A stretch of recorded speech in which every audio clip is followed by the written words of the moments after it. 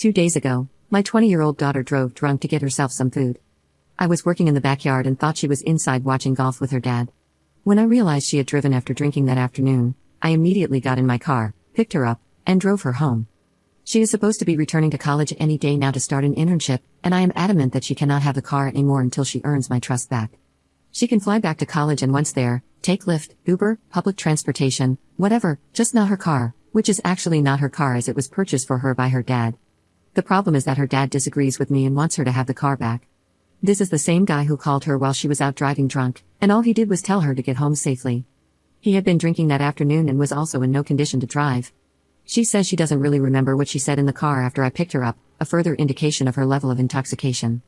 Am I blowing this out of proportion for fighting her dad to not let her take her car back to college after this? Update 1. Behind my back, her dad, my soon-to-be ex, found her keys, helped her pack the car, and tried to get her on the road before I got home from work. My Ring doorbell kept alerting me, so I eventually saw what was going on. I rushed home from work, blocked her car with my SUV, and called the cops. Before they could get there, he jumped into my car, fought me to turn off my car, and was able to prevent me from blocking her. My arm got scraped in the process of him fighting to turn off my car. Ultimately, he overpowered me, and she was able to drive off. The cops were too late, and off she went, 6 hours away to college with her car. I wasn't really injured, so I declined to press charges against him, but I demanded that he leave and told him that our marriage is over. He's now staying elsewhere for an indefinite period. She's planning to go to AA, therapy, group meetings, get an accountability partner, a breathalyzer, and an ignition interlock. I hope she does all those things. I just wanted her to do them without her car because I don't trust her. Sadly, her dad and I are not on the same page. I feel incredibly betrayed by him for doing all this behind my back, for not communicating with me about his intentions to give her the car back, and for letting her have the car despite all the evidence showing that she can't be trusted with it. He says I'm overreacting, that they have a plan, and that he trusts her. I don't. I think he's a coward, and I pray that his cowardice and stupidity don't get her or anyone else unalived. I'm also wondering how to go about trying to stop someone from driving drunk when you're not physically with the potential drunk driver. Do the police actually do anything about it if you call them? Commenter. Really, your husband thinks it's okay to give your daughter her car back after she has shown she will drive drunk just to get food, let alone for parties every weekend at school? I would also make her take one of the courses the courts require drunk drivers to take. Your husband is a prick, and my guess is that he was driving drunk at her age too. Ops response. Agreed, and he still does at age 58. In fact, he's golfing tonight with his golf buddies and, more often than not, he drives home drunk. No wonder my daughter gets it from him. For this and many other reasons, I'm done with this marriage. Update 2. This isn't much of an update but more so to add details about the events that happened in my last 2 posts. To summarize, last Sunday, my daughter drove drunk. Yes, drunk, hammered, wasted. She's on our home security footage slurring her words, telling her dad she shouldn't get him another drink because he's had too many.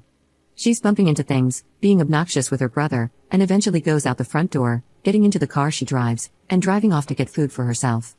I was working in the backyard and thought she was watching golf with her dad. When I learned what she'd done and where she was, I picked her up and brought her home. Fast forward to Thursday. Her dad and I were supposed to come up with a plan about letting her have the car back when she went back to college. I was adamant that she shouldn't, but he seemed uncertain. She was desperate to have it, and while I was at work, her dad gave in to her. They hurried to pack her stuff and sneak her off to college, but when I became aware of what was going on, I left work and got home as soon as possible to try to stop her. Despite my not-so-stellar attempts to prevent her from driving off, she did. I was furious with my now soon-to-be ex and told him to leave. He's been out of the house since.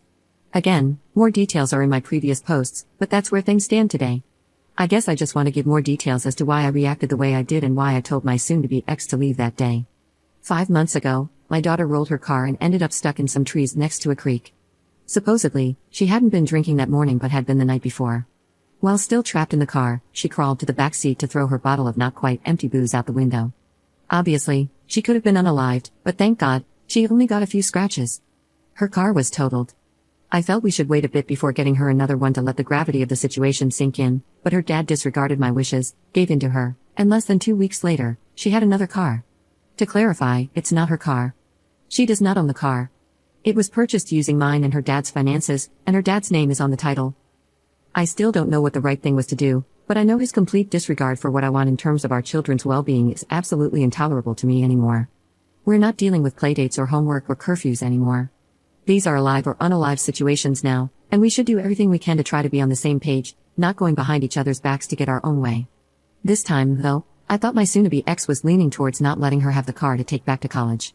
He said we would discuss it further and try to agree on a plan. That never happened. Instead, they went behind my back, quickly packed the car, and off she went. Maybe I am the jerk, maybe I handled it all wrong. All I can say is that I love my daughter and am terrified of losing her, one way or another, to booze. I can't stop her from drinking, but I was hoping to at least stop her from driving when she does drink, and since we're 6 hours away from each other, keeping the car seems the only surefire way to do that. Also, she admitted to me this wasn't the first time she's driven drunk. Thanks to my soon-to-be ex, it probably won't be the last. My marriage has been headed towards its end for years. I'm not divorcing him over this one incident. This was just the last straw. No relationship can survive chronic lying, zero respect, zero intimacy, zero connection, and chronic loneliness. I probably stayed longer than I should have. Commenter. I spoke about this in your last post as well, but here's my story. At 19 years old, I was woken up at 3 a.m. by my mom. She told me I had to wake up because the police were at the door about my dad, and they wouldn't talk to her because she had never married him. There were 2 of them, both men, and they sat me down on my sofa to tell me that my dad had been driving drunk and got into a car accident. My mom asked what hospital he was in, and these 2 officers, both of whom were barely older than me, had to look us both in the eye and say that he hadn't gone to the hospital because he had passed at the scene. The next day, there were pictures of my dad's smashed truck, including the destroyed front window he'd been ejected through and the blood on the back of the semi-trailer he'd crashed into, all over Facebook. My aunt drunkenly tried to show me and my mom these same photos 2 days after the accident while we were planning a memorial service and discussing arrangements that the funeral home insisted I be present for as his next of kin. I still remember those photos, the text above them talking about the damage that the person who called 911 had seen to my dad's body, and having to block multiple members of my family and my dad's former drunk friends if they reached out to me to give me closure. Holding your daughter accountable is in her best interest. You don't want anyone's last memory of her to be pictures of a smashed car and a blood smear.